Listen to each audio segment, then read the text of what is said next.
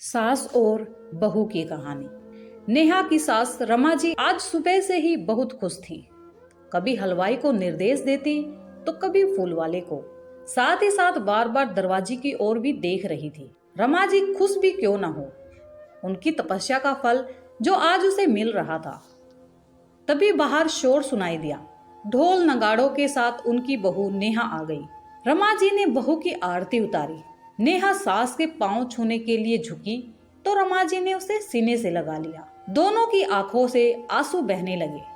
रमा और नेहा के रिश्तेदार दोनों सास बहू की तारीफ करते नहीं थक रहे थे। सब रिश्तेदारों को विदा करने के बाद रमा जी कुर्सी पर बैठ गई। उनकी आंखों के सामने वही पुरानी बातें घूमने लगी। 4 साल पहले नेहा को वो धूमधाम से दुल्हन बनाकर घर में लाई थी।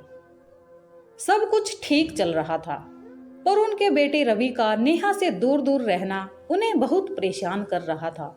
शादी को सिर्फ 2 ही महीने हुए थे कि एक शाम उनका बेटा रवि ऑफिस से घर आया और बोला, माँ कहाँ हो तुम? रवि खुशी से चिल्लाया, माँ देखो मैं क्या लाया हूँ। माँ ने देखा रवि के हाथ में प्रमोशन के पेपर्स थे तो वो बहुत खुश हुई। पर उस दिन के बाद से तो रवि नेहा से और भी ज्यादा दूर रहने लगा। बात बात पर नेहा पर चिल्लाना, उसे नीचा दिखाने की कोशिश करना उसका रोज का काम हो गया था। रमा जी ने उन दोनों के बीच की दूरियों को मिटाने का बहुत प्रयास किया, पर कुछ भी ठीक नहीं हुआ। रवि की नजर में नेहा एमए पास पत्नी एक बहन जी से ज्यादा और कुछ भी नहीं थी। वो नेहा को अपने काबिल नहीं समझता था, इसलिए उसने अपना ट्रांसफर दूसरी जगह करवा लिया। उसकी माँ ने उसे बहुत समझाने की कोशिश की, पर वह नहीं माना और चला गया। जब भी रवि का फोन आता तो माँ उसे नेहा को साथ ले जाने को बोलती, पर रवि कोई न कोई बहाना बनाकर टाल देता। रमा जी से नेहा का मुरझाया हुआ चेहरा नहीं देखा जाता, तो वो एक दिन नेहा को लेकर रवि के घर चली गई। रवि उन दोनों को देखकर भड़क उठा और अपनी मां से साफ साफ शब्दों में नेहा को साथ रखने से मना कर दिया। रमा जी गुस्से से कांप उठी और कहने लगी, अपनी जिस नौकरी का घमंड करके तू इतनी प्यारी बच्ची का दिल दुखा रहा है, मत भूल तुम्हें इस पद तक लाने में मैंने दिन रात एक किया है। जिस मुकाम पर आज तुम हो उससे भी ऊंचे पद पर कल नेहा होगी, ये मेरा वादा है तुमसे। इतना कहकर वो नेहा को घर लेकर आ गई। इस घटना से नेहा बिल्कुल टूट गई और डिप्रेशन में आ गई। नेहा के मम्मी पापा को इस बात का पता चला तो वो तुरंत नेहा को लेने उसके ससुराल पहुंच गए, पर रमा ने नेहा को नहीं भेजा और उनको ये विश्वास दिलाया कि वो नेहा को सब कुछ दिलाएगी जिसकी वो हकदार है। धीरे धीरे रमा जी के प्यार और प्रयास से नेहा सामान्य हो गई। एक दिन वो नेहा से बोली, बेटा तुम अपनी पढ़ाई जारी रखो, और उसे आईएएस की तैयारी करवाने में जुट गई।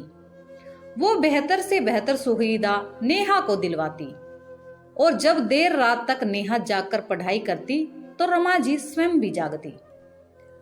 आखिर दोनों सास बहू की मेहनत रंग लाई और नेहा आईएएस का एग्जाम क्लियर कर लिया और 1 साल की ट्रेनिंग के लिए गई। वो आज ट्रेनिंग पूरी करके पोस्टिंग लेटर हाथ में लिए पहली बार घर आई। जिसकी खुशी में ये आयोजन किया था। नेहा ने रमा जी से पूछा, क्या सोच रही हो माँ आप? रमा जी बोली, कुछ नहीं, बस अतीत की कुछ बातें याद आ गई।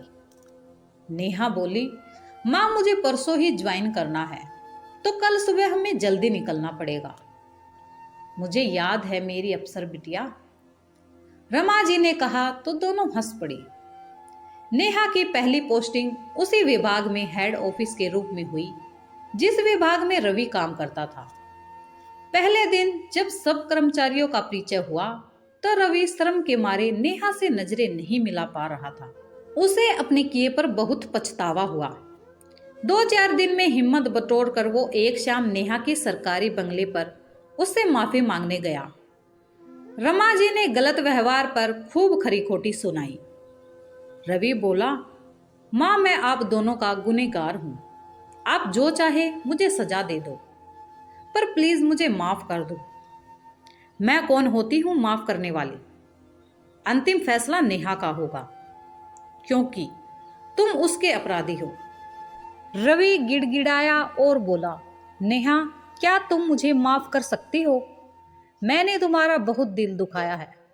रवि की आंखों में पश्चाताप के आंसू देखकर नेहा इनकार ना कर सकी और रवि के गले लग गई।